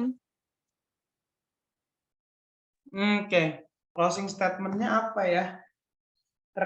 Kalau terkait bisnis sebenarnya confidence it's good, but well prepare sama ini ya, manage the risk itu jauh lebih penting sih, karena bisnis it's not easy like lu mulai bisnis aja gitu, enggak. Kalau buatku tuh bisnis nggak semudah itu. Manage dulu risknya, kalau emang sudah siap sama kegagalan, sudah siap sama kesulitan, baru teman-teman mulai bisnis gitu. Justru bisnis yang berkembang adalah bisnis yang lepas dari bukan lepas ya, yang sudah beradaptasi dengan banyak kegagalan gitu. Karena nanti pas bisnisnya gede juga ya, kegagalan itu tetap banyak gitu. Itu bisnis ya, gitu sih. Jadi prepare the worst case kalau teman-teman punya bisnis, make sure teman-teman cukup tough sama masalah-masalah yang ada. Itu aja sih paling dari aku. Oke, thank you Kanton atas closing statement-nya. Oke, teman-teman, itu tadi pemaparan materi dan juga sesi Q&A dari Kanton. Nah, sebelum kita mengakhiri acara webinar kali ini, rasanya nggak afdol nggak sih kalau misalnya kita nggak ada sesi dokumentasi. Jadi buat teman-teman, boleh banget nih langsung nyalakan kameranya, karena kita akan mengadakan sesi dokumentasi. Aku tunggu nih teman-teman nih, kalau tadi kata Kak Anton nggak akan mulai kalau belum ada yang respon di chat. Nah, aku juga nggak akan mulai dokumentasi nih kalau nggak semuanya pada on cam. Yuk, on cam dulu teman-teman. Iya, kalau mau pakai filter nih, ada yang udah pakai filter nih. Kak Rahmi udah pakai filter. Boleh banget nih kakak-kakak, teman-teman mau pakai filter silahkan. Oke, sepertinya sudah semuanya nih. Jadi kita mulai aja ya sesi dokumentasinya. Aku pin-pin. Untuk teman-teman boleh pasang gaya nih yang paling cantik, paling ganteng. 1, 2, 3. Lagi sekali. 1, 2, 3. Oke, thank you kakak. Thank you juga untuk Kak Anton. Terima kasih atas pemaparan materinya yang sangat bermanfaat hari ini. Saya selaku MC ingin mengucapkan terima kasih atas partisipasi dan juga antusias dari seluruh teman-teman di sini. Terima kasih Kak Anton khususnya. Oke, aku izin pamit ya teman-teman ya, kalau ada salah kata aku minta maaf, dan kalau ada yang mau ditanya teman-teman boleh lewat Instagram saya tadi Anton_Timothy ataupun lewat LinkedIn di Anton Timothy ya. Thank you, semoga teman-teman sukses terus. Bye-bye, thank you. Thank you. Aku izin leave ya. Oke, Kak. Nah, untuk teman-teman di sini nih yang masih ada di sini. Nah, aku mau ngingetin buat teman-teman jangan lupa untuk isi link absensi, dan juga nanti di akhir acara, di akhir event, kita ada memberikan link untuk survei event, dan mohon untuk teman-teman bisa mengisi link daftar hadir dan juga link surveinya. Lalu juga teman-teman di sini, untuk teman-teman nih, jangan kemana-mana dulu nih, baru tadi Kak Antonnya pergi, teman-teman jangan pergi dulu, karena kita akan ada games berhadiah dari Agent & Co yang akan dibawakan oleh Kak Gabriel.